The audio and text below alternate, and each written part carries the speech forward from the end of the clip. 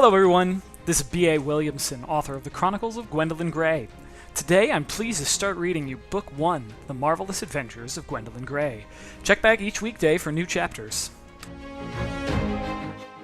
And now, Chapter 1, Things That Begin.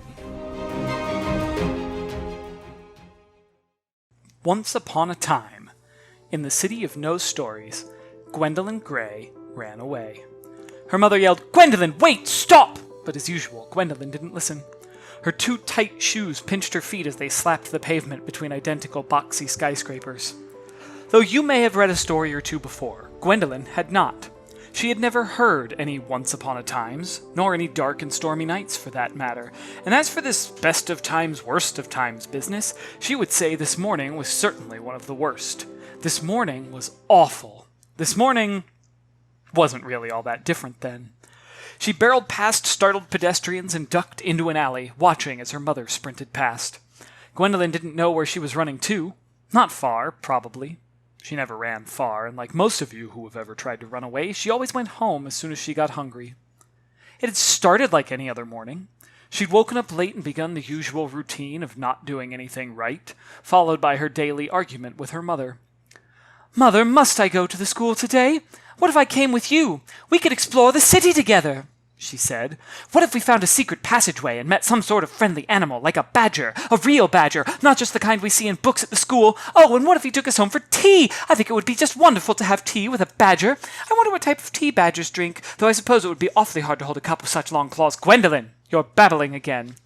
"But the school is so terribly boring and everyone hates me," she moaned. "Don't exaggerate. Everyone doesn't hate you." Gwendolyn was not exaggerating. "Mr. Percival hates me, the students hate me, and Cecilia Forthright completely hates me. What if we just— I don't have time for your what-ifs today, so come back to earth, please. If we get another poor report from Mr. Percival, there will be serious consequences. Come along." Mr. Percival could go boil his head for all Gwendolyn cared. She did try to keep her thoughts to herself, she truly did, but it seemed that whenever she opened her mouth, they all tumbled out at once. The two of them left the house together, Mother determined to see Gwendolyn safely on the monorail to the school. Unlike the rest of the city, Gwendolyn was a clever noticer. While the other gray-suited pedestrians trudged along with heads down and faces grim, Gwendolyn was noticing the way the clouds reflected perfectly in the mirrored skyscrapers. She was so busy noticing that she ran right into a heavy-set woman waiting at the monorail station. The woman shot her a scowl. "Watch it!"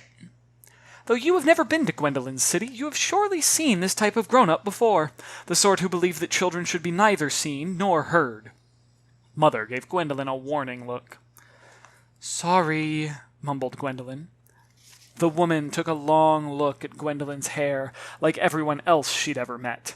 It was a riotous red, a massive tangle of curls. You see, in all the metal and stone of the city, Gwendolyn was the only spark of color. She stood out like a bonfire. The woman harumphed and spun around again. Gwendolyn tried not to be bothered.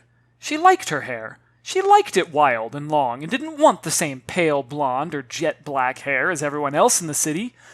But just because she liked being different didn't mean she had to like the endless taunts and teases, the stares that followed her down the street. Eventually, the train arrived with a screech, then a hiss, then a chime. The doors slid open and the line shuffled forward, but Gwendolyn noticed something moving on the ground. A gray mouse scampered around the trampling feet. The tiny thing looked terrified to Gwendolyn's noticing eye, and the large, unpleasant woman was about to step on it. "Look out!" Gwendolyn shoved the woman hard, though the only available shoving surface was the woman's rather ample backside. The woman stumbled with a bark of surprise. The mouse scuttled away and disappeared. "Gwendolyn!" Mother hissed in horror. The woman turned and glared at Gwendolyn with all the warmth of a glacier. "What do you think you're doing?" "I'm sorry, miss, but you were about to—" "Shoving old ladies at the train stop? That's what you hooligans do for fun, eh? Children these days aren't what they were in my time." Mother was aghast. "Gwendolyn, what do you have to say to her?" "I already said I'm sorry, but there was a mouse and she—" "No buts! Just apologize!" Gwendolyn knew the routine. Grown-ups never wanted the facts, they just wanted to see you look sorry. She let her shoulders sag. "I'm sorry," she droned. The woman wagged a finger at Gwendolyn's mother. "Keep your brat under control, and fix that hair of hers. Cover it or cut it or something. It's indecent." Mother blushed. "Well, I don't know about all that. I mean, I did tell her to braid it this morning, Gwendolyn, didn't I? How many times have I told you not to leave it such a mess, and— Gwendolyn, wait, stop!" But that had done it. Gwendolyn sprinted down the street, her face as red as her hair. She didn't stop to consider the consequences. She never had before, and didn't see a reason to start. And so she ran, hurtling down the city's walkways, pushing past gawking grown-ups, ignoring the pointing children. She didn't care, and didn't slow down. Gwendolyn dashed around a corner and ducked into an alley. She pressed herself against the wall and watched Mother run past, which brings us to where we entered this tale. A few deep breaths helped loosen the knot in her chest. She sank down and sat against the wall. A flicker of movement caught her eye, and she saw the little gray mouse snuffling around the base of the wall.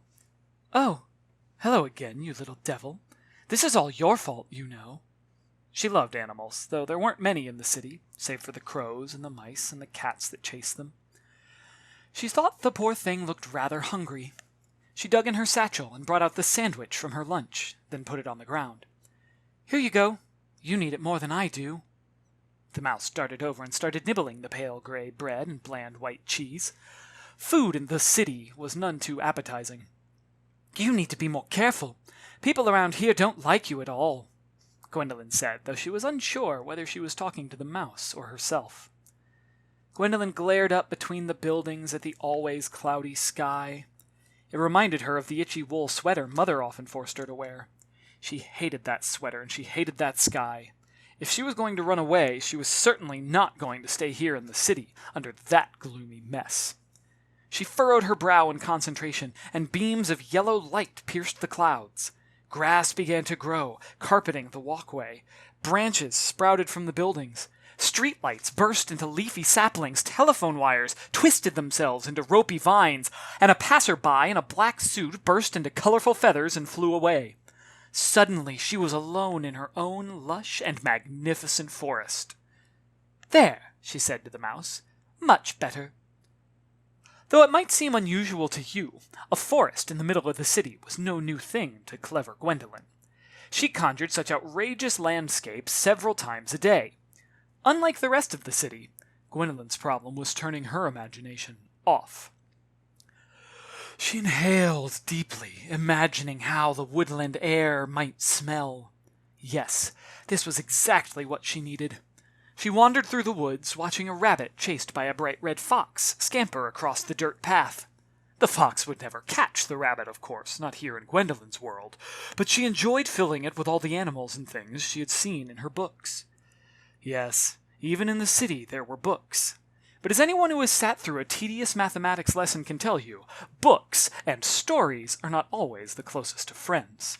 And the city's pages were full of nothing but cold and dreary facts. Nevertheless, Gwendolyn read everything she could plunder from the city's Hall of Records. In truth, she probably knew the city better than anyone, especially since she hardly ever saw anyone reading anything beside the city's daily newspaper. But the more she read, the more it sparked her imagination, and the more trouble she got in. The rabbit escaped back into its hole, as it always did, leaving a disgruntled fox snuffling around the entrance. For the first time that morning, Gwendolyn smiled, a smile that lit up the whole forest. And she continued her run, but now with much less away. She sprinted along the leafy ground, hair blazing out behind her. She turned a cartwheel. She jumped and grabbed a branch just to feel the bark under her palms and hear the leaves rustle. Yes, this would certainly be worth any trouble she might suffer when she went back. A ripple of laughter reached her ears. Surprised, she dropped from the branch and spun around. A pair of brown eyes peered at her through the leaves. There was another giggle and a flash of yellow cloth, and the eyes disappeared with a rustle of leaves and a snapping of twigs. Gwendolyn heard the voices of two children where she had certainly not meant to imagine any. "Hello!" she shouted. "Wait! Come back!" She tried to follow, but a cluster of thorn bushes blocked her way. Gwendolyn would not let that stop her. She pushed through the bushes, heedless of their scratch and tug. There was a flicker of blue up ahead, and she glimpsed a pair of children running through the trees, children that had no business being in her private world. Gwendolyn's green eyes widened. She plowed through the underbrush, climbing logs and ducking vines.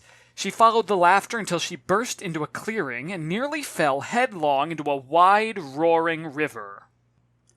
She tottered over the raging foam, her arms windmilling as she struggled not to fall. The roar of the water held her frozen to the spot. Mother's voice broke through the spell. "Gwendolyn! Gwendolyn Alice Gray, get back! You'll be hurt!"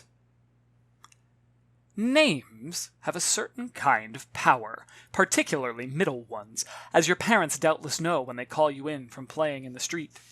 Hearing her own made Gwendolyn snap immediately to attention.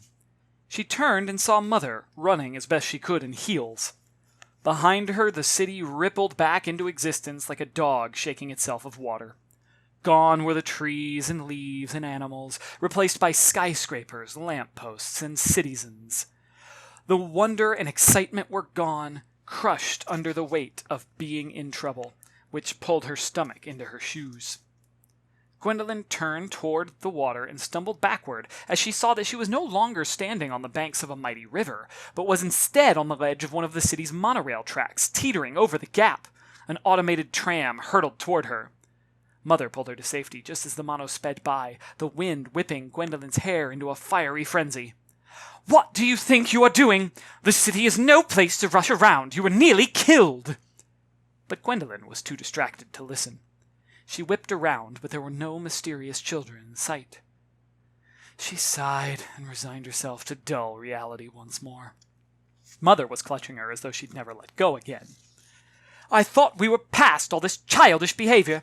You can't keep running away like that. Remember the time you ran away after you let out all of Mr. Blythe and Mr. Reginald's cats? It took hours to find you." There was a crack in the sidewalk that suddenly grew very interesting. Gwendolyn stared fixedly at it. At the time, she had been firmly convinced that there was an underground civilization of wild felines. But that explanation did not exactly convince the grown-ups. At Gwendolyn's forlorn expression, Mother softened slightly. She truly loved her daughter, but poor Marie Gray was not at all certain how to handle a girl who was so different.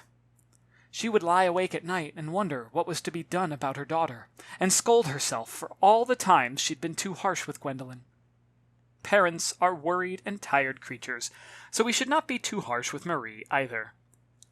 She sighed. "An imaginary mouse is a poor excuse for getting hit by a train. You can't keep letting your imagination run away with you, or the other way around. It's time for you to act your age. You're nearly 13. I'm 12, Gwendolyn corrected. I'm not 13 yet. She dug her heels in at the passing of each year, as if she could slow time by sheer force of will, dreading the inevitable day when she would be forced to become a lady and get a job, or worse yet, a husband. She shuddered at the thought. She didn't want to grow up. She didn't want to be a lady. Ladies were boring. She much preferred running and exploring and getting dirty to whatever it was her mother did all day. And I did see a mouse. Fine. No more trouble today? Gwendolyn sighed, for she loved Mother as well, and now that she'd settled down, she knew how foolish she'd been. Not that she'd admit it. No trouble today. I'll do my best, I swear. That's all I can ask. But whatever did you get yourself into? Mother pointed to several mysterious scratches on Gwendolyn's knees, and a tear in her school jacket. And if your hair wasn't bad enough before, it's positively frightful now. She made a doomed attempt to fix the tangled mess. What's this? She said, pulling at something. And from those bedraggled curls, Gwendolyn's mother plucked a single, impossible emerald leaf. Tune in next time for Chapter 2, The Lambent.